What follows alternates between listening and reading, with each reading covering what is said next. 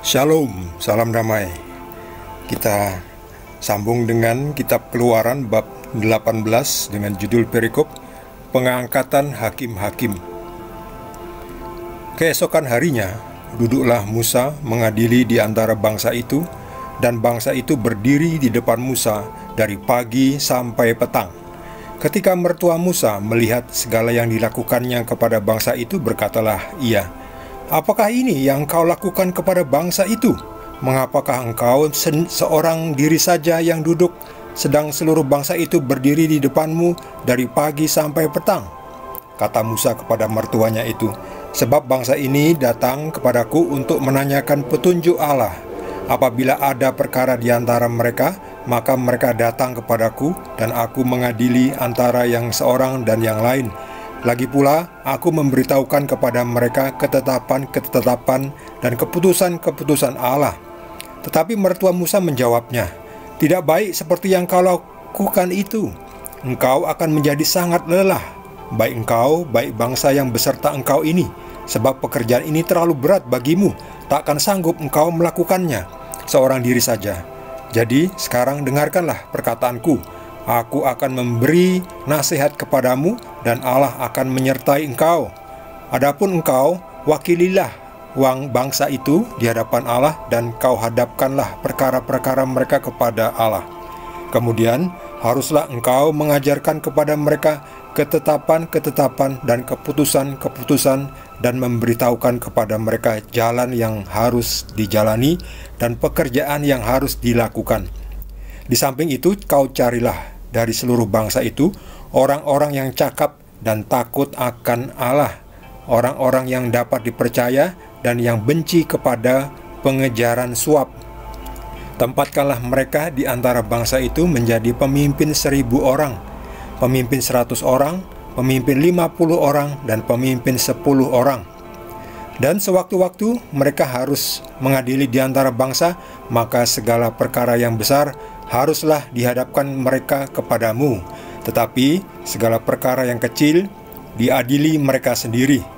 Dengan demikian mereka meringankan pekerjaanmu, dan mereka bersama-sama dengan engkau turut menanggungnya.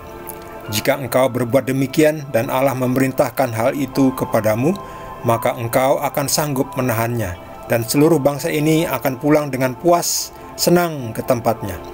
Musa mendengarkan perkataan mertuanya itu, dan dilakukannya segala yang dikatakannya. Dari seluruh orang Israel, Musa memilih orang-orang cakap dan mengangkat mereka menjadi kepala atas bangsa itu, menjadi pemimpin 1.000 orang, pemimpin 100 orang, pemimpin 50 orang, dan pemimpin 10 orang. Mereka ini mengadili di antara bangsa itu sewaktu-waktu. Perkara-perkara yang sukar dihadapkan mereka kepada Musa, tetapi perkara-perkara yang kecil diadili mereka sendiri. Kemudian Musa membiarkan mertuanya itu pergi, dan ia pulang ke negerinya. Demikianlah sabda Tuhan.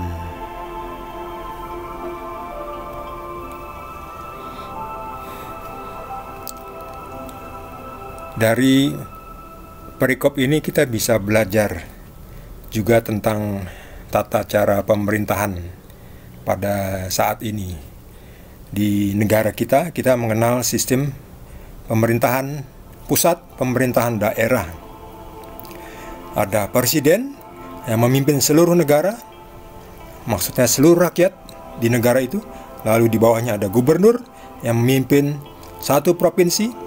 Lalu di bawahnya ada bupati yang memimpin kabupaten. Lalu di bawahnya ada camat, lalu lurah, lalu ada RT yang paling kecil.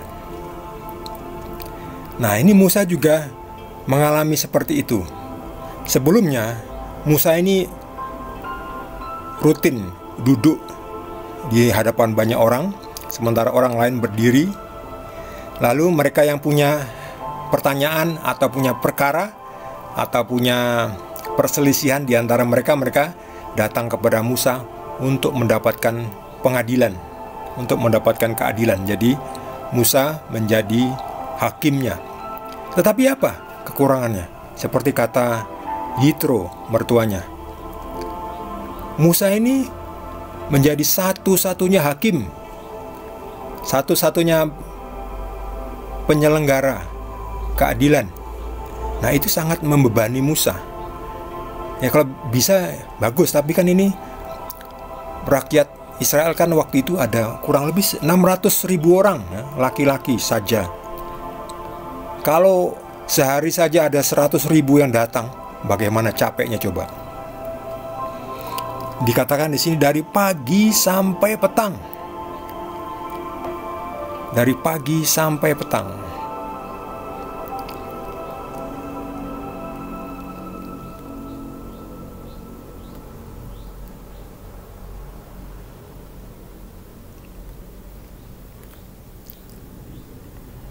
Dari pagi sampai petang. Musa duduk mengadili dari pagi sampai petang. Ya karena banyak orangnya ya. Nah, Yitro, mertuanya Musa tuh melihat, lalu memberi nasihat kepada Musa. Musa, kalau sistem penyelenggaraanmu seperti itu, kamu gak sanggup lah. Kamu harus menetapkan orang-orang yang dapat dipercaya, yang benci kepada suap menyuap, sogok menyogok, ya, yang orangnya jujur. Kamu angkatlah menjadi pemimpin 1.000 orang, pemimpin 100 orang, pemimpin 50 orang, pemimpin 10 orang. Jadi kalau ada hal-hal yang sepele, misalnya berselisih mengenai hari ini kita memakai seragam warna apa, seragam warna biru atau seragam warna hijau. Oh enggak, biru. Oh tidak, hijau. Nah itu kan perkara kecil ya, hanya masalah seragam, warna seragam. Nah itulah nggak perlu harus datang ke Musa. Itu cukup diselesaikan di antara pemimpin 10 orang. Lalu ada pemimpin 50 orang. Di atasnya lagi ada pemimpin 100 orang dan 1.000 orang. Lalu di atasnya itu Musa. Jadi kalau hal-hal yang sepele, itu cukuplah diadili di antara mereka sendiri. Nggak perlu harus apa-apa Musa. Demikian juga sekarang, apa-apa presiden. Lah presiden kan punya pembantu-pembantunya, menteri, gubernur, bupati, lurah, dan sebagainya ya. Masa apa-apa presiden? Ya presidennya sibuk lah. Nanti semuanya untuk apa? Cuman makan gaji buta. Nah, jadi kan mereka sudah dibayar, jadi mereka harus kerja juga. Jangan apa-apa presiden. Presiden itu yang perkara yang besar ya. Masalah hubungan antar negara, masalah yang mencakup kepentingan seluruh rakyat. Nah itu baru presiden yang memutuskan. Kalau hal-hal kecil, masalah sepele, masalah kegiatan kumpulan RT RW, kita mau makan apa, memasak soto atau memasak bakso, lalu bertengkar. Yang jualan bakso masak bakso, yang jualan soto masak soto. Wah, berebut kan. Nah, itu selesaikan saja di lingkungan RT. Nah, itu skalanya skala kecil kok. Nggak perlu presiden ngurusi bakso dan soto, nggak perlu. Demikian juga Musa ini. Ternyata Yitro, mertuanya Musa ini bijaksana. Jadi memberitahu Musa. Ya, jadi Musa juga belajar dan Musa menerima. Ini Musa duduk terus. Ya. Orang lain berdiri dari pagi sampai petang, capek juga ngantri. Kelamaan ngantri kan nggak bagus juga ya, capek berdiri lagi. Tapi ternyata Musa mau belajar, mau mendengar. Musa tidak sombong, Musa rendah hati. Diberitahu oleh mertuanya ada usulan yang baik, Musa menerima. Lihat ini, Musa mendengarkan perkataan mertuanya itu dan dilakukannya lah segala yang dikatakannya. Usulnya baik dan benar, kan akan meringankan pekerjaannya Musa. Jadi dilakukan. Jadi kalau kita dapat usul dari orang lain yang ternyata usulnya ini bagus juga ya, jadi meringankan, memberi solusi. Kenapa nggak dilakukan? Jangan egois, jangan terus gengsi. Orang makanya harus rendah hati. Kita cek dulu, benar nggak usulannya? Ada juga usulan yang ngawur, ada. Kalau usulannya baik, terima. Usulannya ngawur, tolak. Itu aja, gampang kan? Tapi yang penting kita mau dengar dulu dan dipelajari usulannya baik apa enggak. Kita kan mau jadi lebih maju, kita mau jadi negara maju, ya kita harus belajar. kita analisa, belajar dari yang cerdas, jangan belajar dari yang tukang tipu. Sekarang banyak ini tukang tipu, mengajarkan tipu-tipu, ya, ajaran-ajaran palsu, tapi mengklaimnya sebagai asli. Itu jangan mau.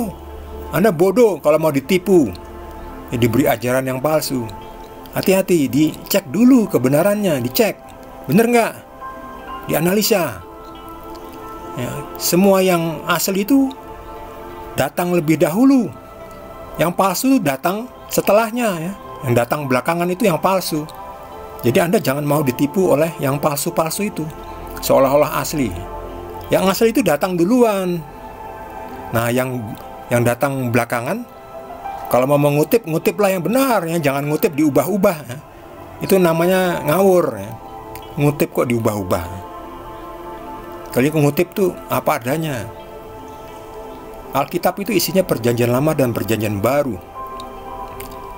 Perjanjian lama tuh sama dengan yang punya orang Yahudi itu, ya, hukum Tauratnya, nggak diubah-ubah, ya. Mengutip tuh mengutip apa adanya, benar, sejarah, fakta. Jadi yang asli itu datang duluan, ya. Yang datang belakangan itu yang palsu. Jadi kalau mau mengutip, ngutiplah yang benar, apa adanya, jangan diubah-ubah, ya.